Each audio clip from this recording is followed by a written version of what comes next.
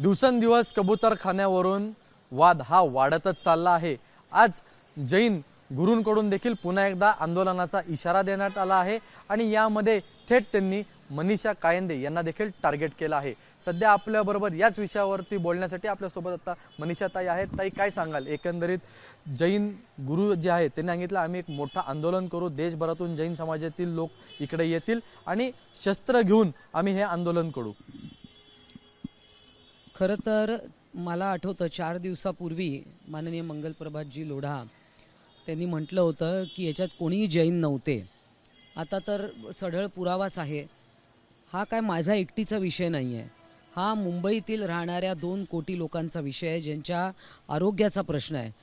आता मी बोलायला लागल्यावर याच्यावर अनेक लोक आता व्यक्त व्हायला लागली आहेत आणि हा काही मी तरी माझ्यासाठी काही इगो इश्यू नाही आहे तो, परंतु एखाद्या प्राण्याचा जो उपद्रव होतो आहे, पक्षी असेल प्राणी असेल, तर ही जी भूतदया आणि मुंबईमध्ये जवळजवळ 150 पट वाढलेली कबूतर, आता याला अनेक लोक जबाबदार आहे। मी असं म्हणत नाही की फक्त जैनच त्याला खाद्य घालतात, परंतु त्यांच्या धर्मातली लोक जास्ती येतात, हे स्पष्ट आहे। म्हणजे याच्यात काही लपवण्यासारखं नाही आणि याच्यात मला कुठली बोलायची काही म्हणजे कोणी बंदी किंवा भीती पण नाही आहे। परंतु आपण काहीतरी चुकीचं करतोय, आपण अतिरेक करतोय, आपण अविवेकाने वागतोय, हे लक्षात यायला पाहिजे। आणि जेव्हा धर्मगुरू जे मार्गदर्शक असतात त्यांनी अशा प्रकारे आम्ही दोन्ही आमदारांचा एकेरी उल्लेख त्यांनी केला, मनीषा, चित्रा वाघ असं त्यांनी एकेरी उल्लेख केला, म्हणजे त्यांना आम्ही विधान परिषदेतले सदस्य आहोत, आम्ही तिथे कायदे मंडळात बसतो, कायदे बनवतो, निदान याचं तरी भान त्यांना असायला पाहिजे। आणि म्हणूनच हा वाद खरं म्हणजे त्यांच्या बाजूनी चिघळतोय, संयमाने प्रत्येकाने वागलं पाहिजे।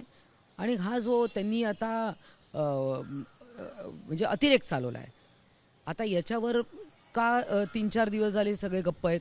आता काल अनेक लोक, सर्व पक्षीय लोक बोलत आहेत, प्राणीतज्ञ बोलत आहेत, डॉक्टर्स बोलत आहेत, सामान्य नागरिक बोलत आहे, म्हणजे ज्या लोकांचा जीव गेला आहे तर त्या लोकांनी आता मोर्चे काढावे का?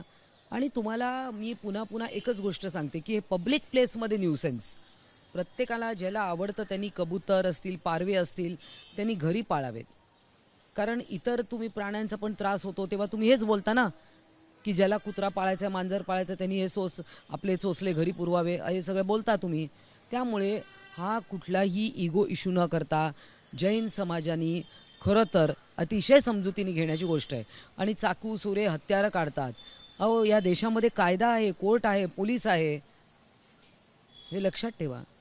त्यांचं असं देखील आज एक वक्तव्य आहे की आमच्या धर्मावर कुठली गोष्ट येत असेल तर आम्ही कोर्टाचं देखील ऐकणार नाही। तर ह्याकडे कसं बघता? कोर्टाचंच जर ते ऐकणार नसतील तर हा वाद दिवसेंदिवस वाढतच जाणार आहे। त्याच्यावर आपल्या देशात न्याय व्यवस्था आहे, पोलीस आहे, महानगरपालिका आहे, हे सगळ्यावर उत्तर देतील, पालकमंत्री आहेत तेही उत्तर देतील। पूर्वी नागांना, सापांना दूध पाजण्याची प्रथा होती, नागपंचमीला बंद केली ना, मग तेव्हा आम्ही आमच्या परंपरांना मुरड घातलीच ना, अनेक परंपरांना अशा मुरड घातलेली आहे। आता मशिदीवरचे भोंगे देखील आपण उतरवतोय, जिकडे अनधिकृत आहे त्यांचे व्हॉल्यूम कमी करतोय प्रत्येकानिकाने, पण आपण सगळे एकत्र राहतो आणि एकत्र राहत असताना सहिष्णुता ही असायलाच पाहिजे। त्यांचं असं देखील एक महत्त्वाचं विधान आहे की मद्य पिल्यामुळे, म्हणजे दारू पिल्यामुळे आणि नॉनव्हेज खाल्ल्यामुळे देखील तर लोक मरत असतात, तर ह्याच्यात काय? हे वडाचं पान पिंपळाला जोडण्यासारखं आहे। हा तर्क त्यांचा कोर्टात उभं राहणार नाही, कुठल्याही कोर्ट ऑफ लॉमध्ये हे त्यांचा तर्क चालणार नाही। आपल्याबरोबर मनीषा कायंदे ज्यांनी सांगितलं आहे की ते जे तर्क लावतात हे कुठेही कोर्टामध्ये सिद्ध होणार नाही। कॅमेरामन कृष्णा खापरेसह ईशान देशमुख, एबीपी माझा, मुंबई। एबीपी माझा, उघडा डोळे बघा नीट।